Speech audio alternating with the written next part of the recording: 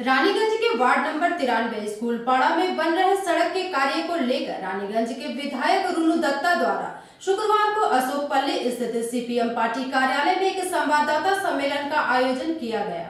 रानीगंज के ward number 93 school पाड़ा में बन रहे नए सड़क के कार्य को लेकर रानीगंज के विधायक रुनु दत्ता ने शुक्रवार को रानीगंज के अशोक पल्ली स्थित सीपीएम पार्टी कार्यालय में एक संवाददाता सम्मेलन का आयोजन किया। इस दौरान उन्होंने बताया कि स्कूल पाड़ा में जो भी सड़क बनाई जा रही है उसे लेकर वहां के स्थानीय लोगों का कहना है कि विभिन्न इलाके की सड़कों की स्थिति काफी जर्जर हो चुकी है, तो सभी सड़कों के मरम्मत कार्य होने चाहिए ताकि लोगों को किसी भी प्रकार की असुविधा न हो।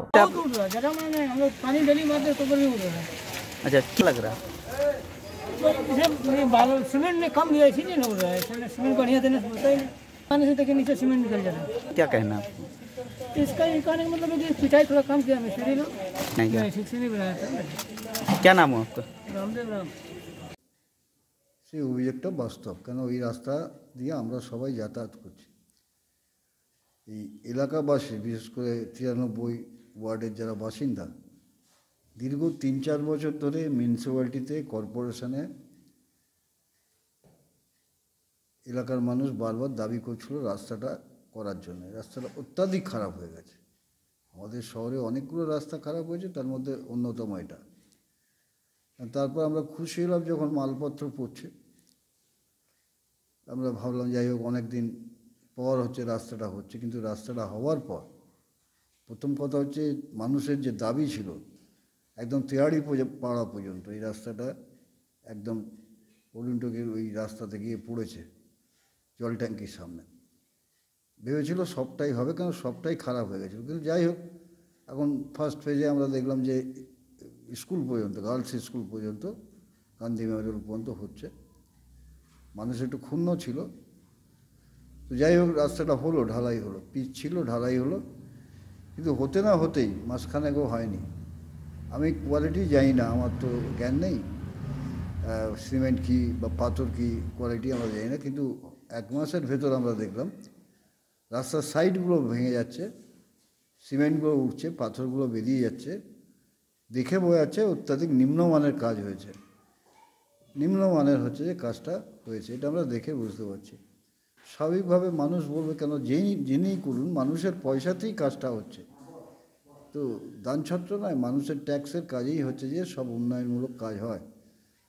স্বাভাবিকভাবে মানুষের প্রত্যাশা থাকে অনেক দিন পর যখন রাস্তাটা হলো ভালো হোক, কিন্তু সেটা হলো না। উপরন্তু যদি এত তাড়াতাড়ি মাঝখানেকের ভেতর রাস্তা ড্যামেজ হয়, রাস্তা ভেঙে যায়, সাইডগুলো ভাঙছে, উপরগুলো খুলে যাচ্ছে, সিমেন্টটা উড়ে যাচ্ছে, অত্যাধিক নিচের মানে। যারাই করুক এদের হচ্ছে যে আবার হচ্ছে রাস্তাটা কোয়ারি করা উচিত, এনকোয়ারি করা উচিত, তদন্ত করা উচিত। কেন এরকম হলো? টাকা দিয়ে যদি হয় তাহলে নিঃসন্দেহে সেই সংস্থার ইঞ্জিনিয়ার, যদি কর্পোরেশন করে কর্পোরেশন ইঞ্জিনিয়ার, যদি এডিডিএ করে তো এডিডিএ ইঞ্জিনিয়ার, অথবা যদি কোনো এজেন্সি করে যিনি টাকা দিয়েছেন, যদি এমপি টাকা দিয়ে থাকেন তাহলে তারও হচ্ছে যে একটা এস্টিমেট হয়। এস্টিমেটের ধারে পাশে যায়নি বলে মনে হচ্ছে আমার এই জন্যে মনে হয় অবিলম্বে হচ্ছে যে তদন্ত করা হোক, এবং মানুষ অভিযোগ জানাচ্ছে যখন তদন্ত করে এর হচ্ছে যে আবার রাস্তাটা করা, আবার নতুন করে রাস্তাটা করার জন্য ব্যবস্থা করা হবে, এই করা যেন হয়। নিঃসন্দেহে আমি জানাবই। উপরন্ত হচ্ছে যে এলাকাবাসী নিঃসন্দেহে জানাবে, আবার তারা কর্পোরেশন অলরেডি অ্যাডমিনিস্ট্রেটরের কাছে জমা দিয়েছে, এবং আমরাও জানাবো। এবং আমরা বলবো যে সংস্থাই করুক না কেন তারা হচ্ছে যে একটা নিরপেক্ষ তদন্ত করে রাস্তাটা এরকম হলো কেন আর বাকি রাস্তা অবিলম্বে শুরু করুক, এটাই হচ্ছে আমাদের প্রধান দাবি। কেন এই রাস্তা দিয়ে চলা যায় না। হ্যাঁ, এটা হাস্যকর একটা ব্যাপার হলো, বাচ্চাদের ভোলাবার জন্য একটা রাস্তা তৈরি করা হলো সামান্য, কিন্তু রাস্তাটা টিকছে না। নিঃসন্দেহে রাস্তার গুণগত মান অত্যাধিক খারাপ। रानीगंज से सम्राट दास की रिपोर्ट, पीवी न्यूज।